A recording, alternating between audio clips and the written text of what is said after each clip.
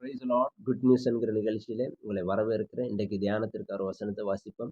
ஏசாயா 41:10. நீ பயப்படாதே, நான் உன்னுடனே இருக்கிறேன். திகையாதே, நான் உன் தேவன். நான் உன்னை பலப்படுத்தி உனக்கு சகாயம் பண்ணுவேன். என் நீதியின் வலக்கரத்தினால் உன்னை தாங்குவேன். இன்னைக்கு ஆண்டவர் உங்களை பார்த்து சொல்லுகிறார், நீ பயப்படாதே, நான் உன்னுடனே இருக்கிறேன். நீங்க பயப்படுகிற எந்த காரியமும் உங்களுடைய வாழ்க்கையில் நடக்காது. தைரியமா இருங்க. கர்த்தர் உங்களோடு கூட இருக்கிறார். எதிர்காலத்தை குறித்து பயப்படாதிருங்கள். வியாதியை குறித்து பயப்படாதிருங்கள். கடனை குறித்து பயப்படாதிருங்கள். ஏதோ ஒரு மனிதன் உங்களுக்கு விரோதமாய் எழும்பி இருந்தால் அவனை குறித்து பயப்படாதிருங்கள். ஏன்னா கர்த்தர் உங்களோடு கூட இருக்கிறார். நீங்க அவருடைய வலது கரத்தில் இருக்கிறீர்கள்.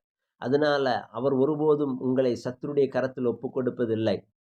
அவர் உங்களோடு இருந்து உங்களுக்கு சகாயம் பண்ணுவார். உங்களுக்கு சகாயம் பண்ணுவது மனிதர்களால் அல்ல, தேவனாலே சகாயம் வரும். வானத்தையும் பூமியும் படைத்த கர்த்தரிடத்திலிருந்து உங்களுக்கு சகாயம் வரும். பயப்படாதிருங்கள்.